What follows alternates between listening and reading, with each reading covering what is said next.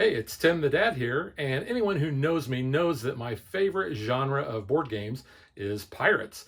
Now, I get asked all the time, what are my favorite pirate games? So here is a special 2022 edition of my top 10. So at number 10, we have Oath of the Brotherhood. Now, this is from DeSalis Games. This came out in 2015, and it is a worker placement where you are sending your pirate captain and your crew around different parts of the island.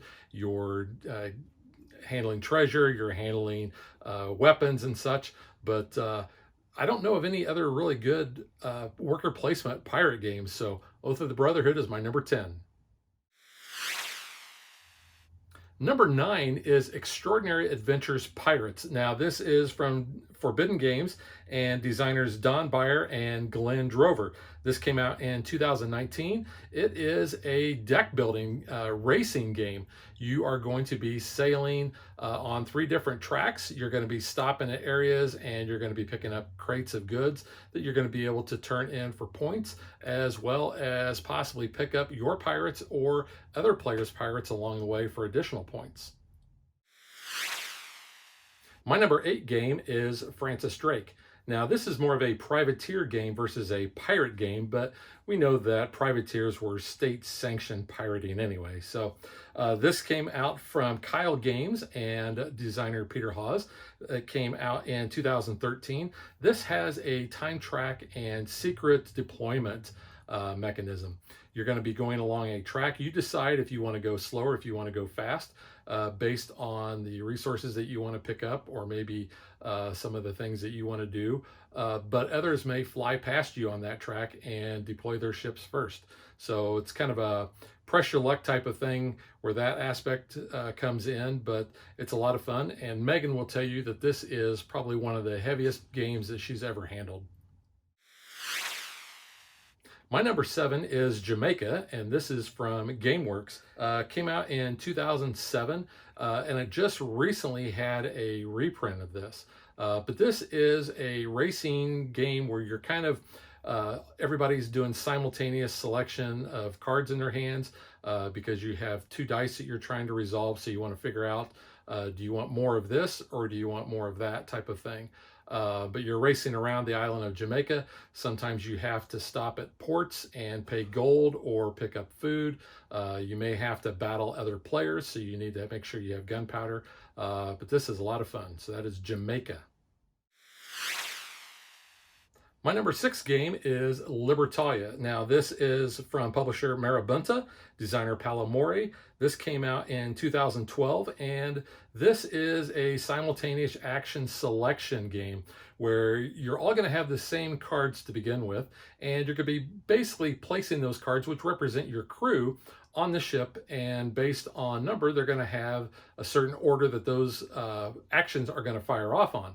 Now, the important thing is these all have their own actions and abilities, so you want to kind of make sure that you're playing strategically. You're trying to get into the minds of what other players are going to be doing because you may be playing the same crew to these ships.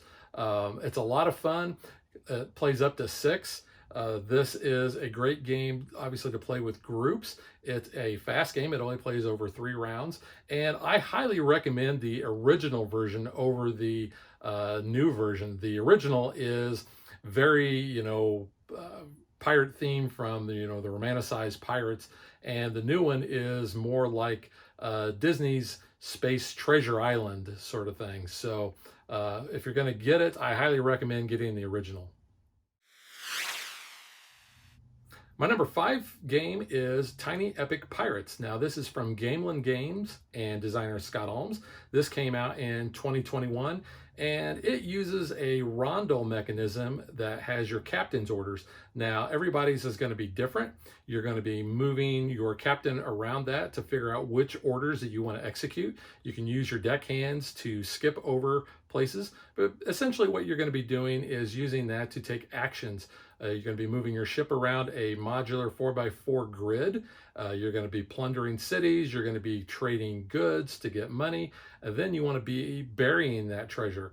You want to avoid storms, and you also want to avoid the Royal Navy. Other ships can attack you and jostle you, uh, but it's a really fun game. A lot of meaty decisions in a very small box, and that is Tiny Epic Pirates. My number 4 game is Black Fleet. This is from Space Cowboys. This came out in 2014. This is a pick up and deliver game where you're going to have both a pirate ship and a merchant ship. You're going to be playing cards that are going to be moving your ships as well as the Royal Navy. So this is very cutthroat because you're going to be sending the Royal Navy after the other players. You're going to be using your pirate ship to attack their merchants. They're going to be doing the same to you. And you want to make sure you get your merchants that have specific booty over to specific ports. This game is a lot of fun. Playing with the right people, especially those that just love to kind of have that player interaction and go after each other, makes this a great pirate game. So that is Black Fleet. My number 3 game is Pirates Cove. This is from Days of Wonder and designers Paul Randalls and Daniel Stahl. This came out in 2002. This is another action selection game where you're going to each have a little disc. You are going to be deciding in secret which of the islands you want to go to. You're going to plug that into your disc. You're going to put it face down. Everybody's going to reveal at the same time. If you go to the same island as someone else, you're going to have a battle with them. You've got a ship that has, your sails, your cannons, your crew, your cargo, and those can all be damaged.